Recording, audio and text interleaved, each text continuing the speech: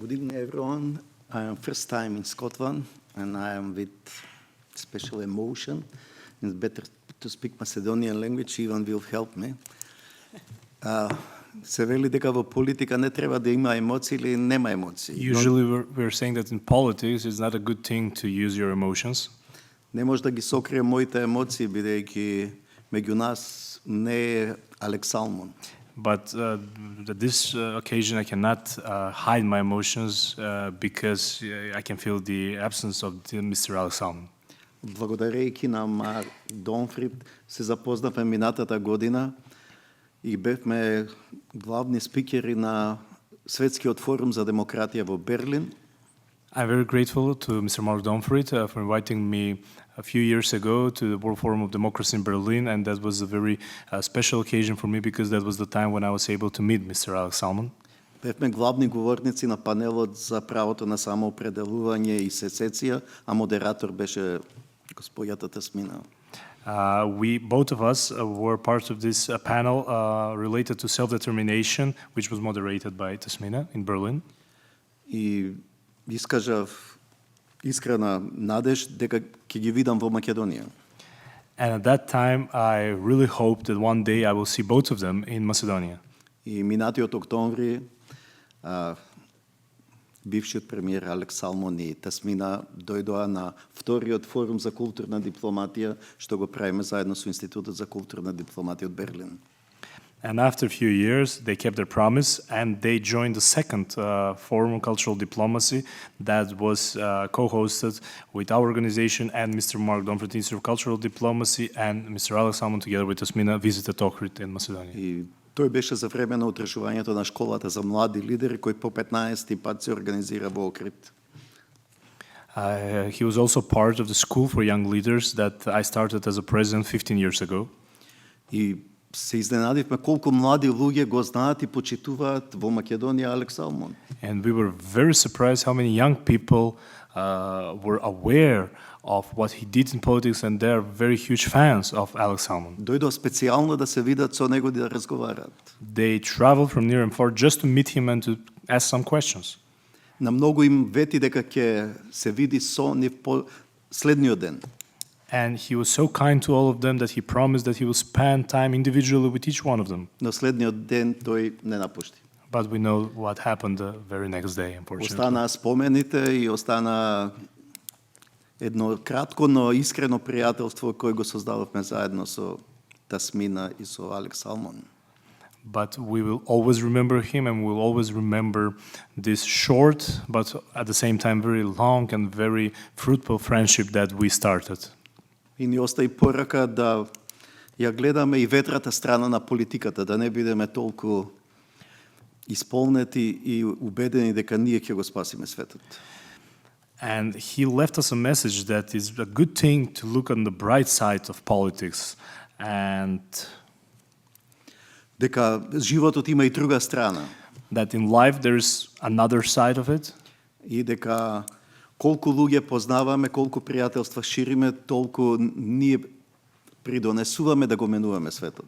And depends on the friendships that we're making, depends on the people that are around us that are thinking the same way as we do. This is also related to the way how we can also influence this change that we are seeking to save the world. Втората емоција ми е затоа што една од моите први академски љубови беше шкотската морална филозофија.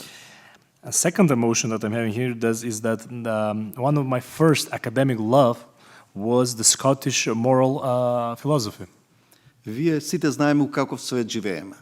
We are all aware of the world that we're living in. Прашајте било кој четбот ќе ви даде диагноза темелна.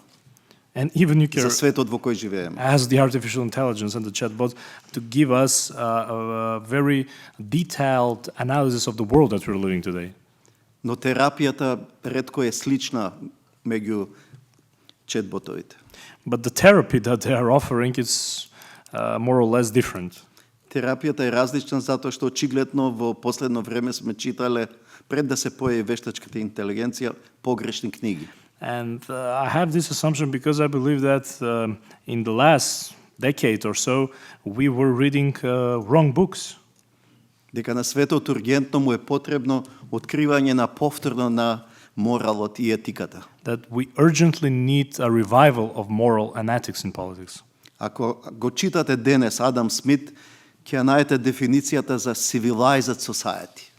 And if you're reading Adam Smith today, and with today's context, you will, of course, find out the definition of civilized society. Тоа го инспирира Адам Фергусон да направи есеј за што е тоа цивилно општество. And this inspired Adam Ferguson for his definition and his essay on what is civil society today. Civil society is polite society. We need polite people. We need civilized people. Суштината е дека израсна генерации без да знаат што е тоа етика и морал. The essence is that, unfortunately, many generations grew up in a world that they're not aware what civil society, moral and ethics are and why they're important.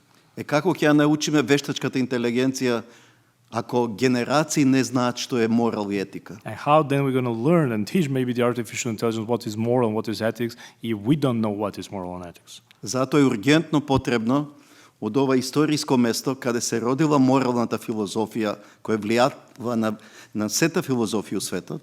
That's why it's very urgent to send a message from this very historical place, which is the birthplace of moral philosophy, Додека е уште време while we still have time да иницираме нова магна карта. to initiate a new Magna Carta.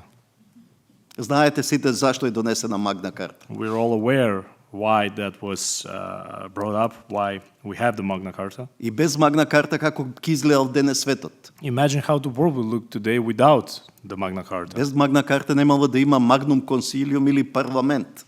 Without it, we wouldn't have the Magnum Concilium or the parliament, Немало да има влада.